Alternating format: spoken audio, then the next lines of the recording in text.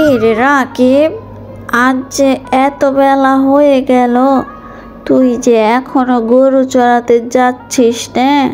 আজকে সকাল সকাল যেতে হবে না নাকি জমিদার মশাই তোকে গরু চড়াতে না করে দিয়েছে? আরে আরে, না না মা, ও কিছু না। আসলে আজকে আমি একটু দেরিতে গরু চড়াতে যাব। গরুগুলো খামার থেকে এত সকাল সকাল বের হতে চায় না। ওদের এত সকাল সকাল বের করতে আমার বড্ড কষ্ট হয়। তাই আমি চেয়েছি ওদেরকে একটু বেলা হলে গোয়াল থেকে বের করে অনেকক্ষণ পর্যন্ত ঘাস খাওয়ানো যায়। ঠিক আছে রাকিব, তবে তুই জমিদারকে জিজ্ঞাসা করে নিস, না হলে আবার তারা এই ছোটোখাটো বিষয় নিয়ে ঝামেলা করতে পারে। তাহলে তো আমাদের মা ছেলের সমস্যা হয়ে যাবে। তুমি চিন্তা করো না তো মা, এভাবে আর কয় মাস আমি কিছু টাকা জমানো শুরু করে দিয়েছি। এই টাকাগুলো জমানো হয়ে গেলে আমি আর মানুষের বাসায় গরু চড়াতে যাব না।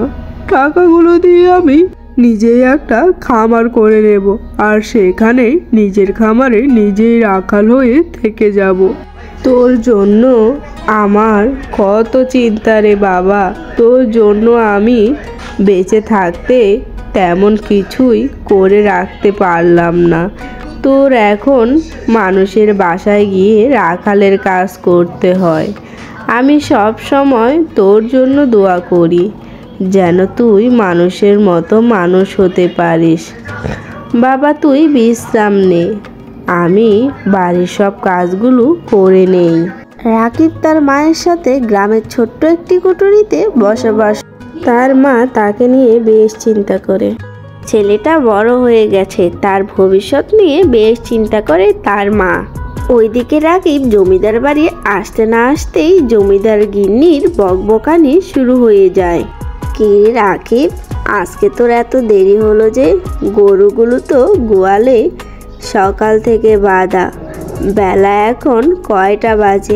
তুই তো বেশ ভালো ফাঁকিবাজ হয়ে গেছিস। তোকে তো কাজে নেওয়ার সময় জমিদার মশাই ভালো করেই বলে দিয়েছিল যে সকাল সকাল উঠে তারপর গরুগুলোকে ঘাস খাওয়াতে তুই মাঠে নিয়ে যাবি, কিন্তু তুই এখন বেশ কাজে ফাঁকি দিচ্ছিস। তুই যা মনে হয় ভুলে গেছিস, জমিদার মশাই প্রতিদিন বাড়িতে আসতে পারে না দেখে আমি কিছুই তোকে বলবো না। আজকে জমিদার মশাই বাড়িতে আসবে, তোর নামে আমি নালিশ দিয়ে দেব। না না গিনিমা, আপনি অমন করে বলেন না।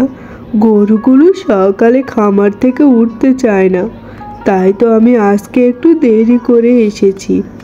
তবে আপনি যদি বলেন তাহলে কাল আমি আরও সকালে উঠে গরুগুলোকে চড়াতে নিয়ে যাব।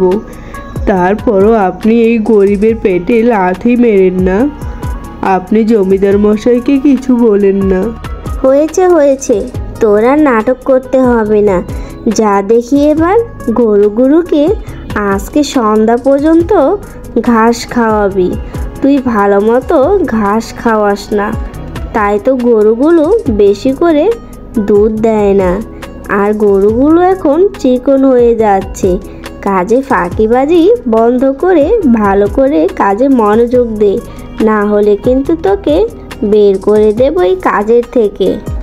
না না গিনিমা, আমি এক্ষুনি যাচ্ছি। গরুগুলোকে আজকে সন্ধ্যা পর্যন্ত পেট ভরে ঘাস খাইয়ে নিয়ে আসবো। আমি যাই গিনিমা। তারপর রাখাল গরুগুলোকে ঘাস খাওয়ানোর জন্য মাঠে ছেড়ে দিল, আর সে নিচে একটা গাছতলায় বসে দিন দিন জমিদার মশাইয়ের গিন্নির ব্যবহারটা বেশ খারাপ হয়ে যাচ্ছে। আমি যে কাজটা ছেড়ে দেব, ছেড়ে দিয়ে বা আমি কি করব? আমি তো গরু চড়ানি ছাড়া আর কোনো কাজই পারি না।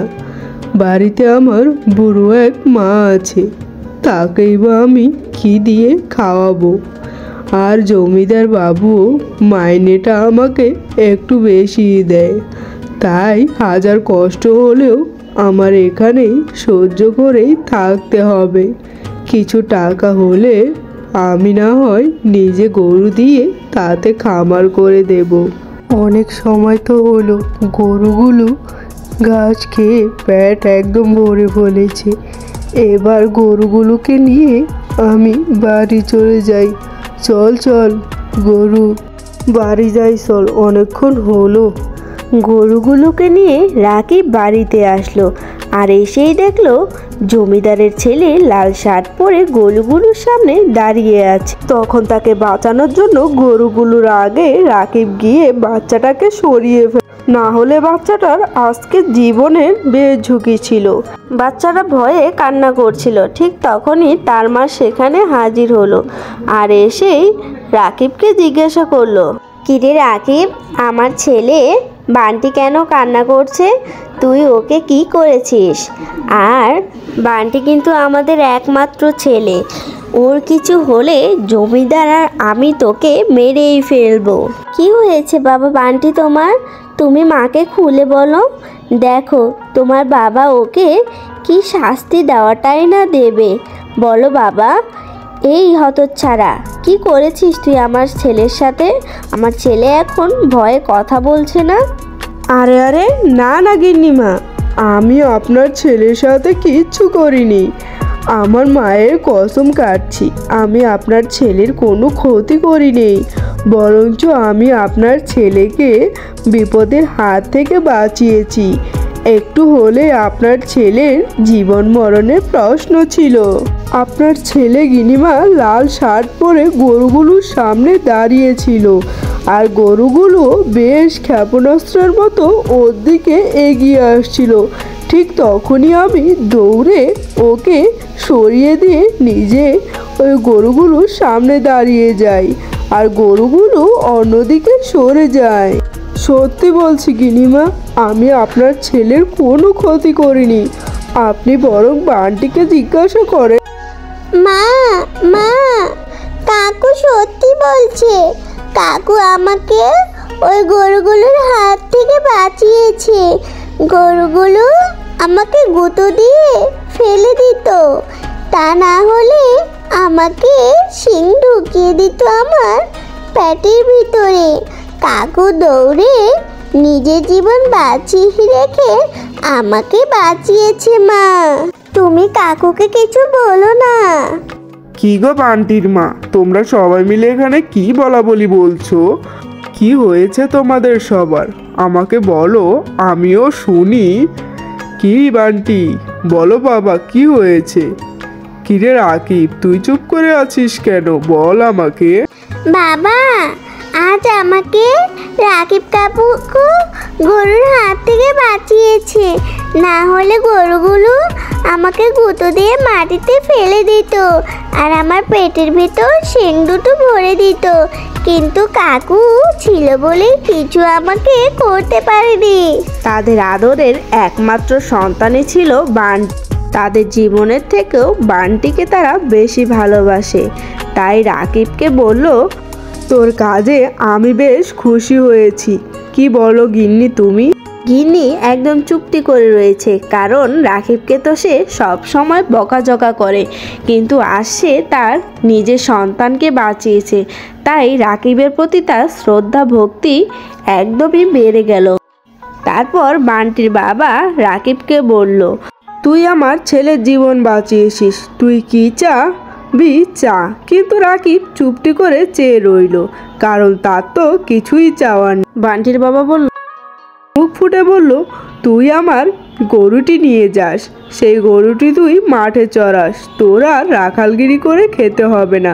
তুই ওই গরুরই দুধ বিক্রি করে বেশ টাকা আয় করতে পারবি। তখন রাকিব গরুটি নিয়ে তার মায়ের কাছে চলে যায়। তার মা দেখেই তাকে জিজ্ঞাসা করে, এ গরু সে কোথা থেকে আনলো, কে তাকে দিল এত দামের গরু? এরকম গরু তো সচরাচর জমিদার বাড়ি ছাড়া কোথাও থাকে না। সে বারবার ছেলেকে জিজ্ঞাসা করলো রাকিব কি চুরি করে নিয়ে এসেছে কিনা, কিন্তু তার ছেলে তো এরকম না। তারপর রাকিব সব খুলে বলল যে জমিদারের ছেলের জীবন সে বাঁচিয়েছে, তাই জমিদার তাকে খুশি হয়ে একটি গরু উপহার দিয়েছে। তখন তার মা বেশ খুশি হয়ে যায়। ছেলের এরকম সৎ কাজে প্রতিটি মায়েরই খুশি হওয়া উচিত। বন্ধুরা, গল্পটি তোমাদের কেমন লাগলো? এরকম নতুন নতুন গল্প পেতে আমাদের চ্যানেলটি সাবস্ক্রাইব করে পাশে থেকো। আল্লাহ হাফেজ।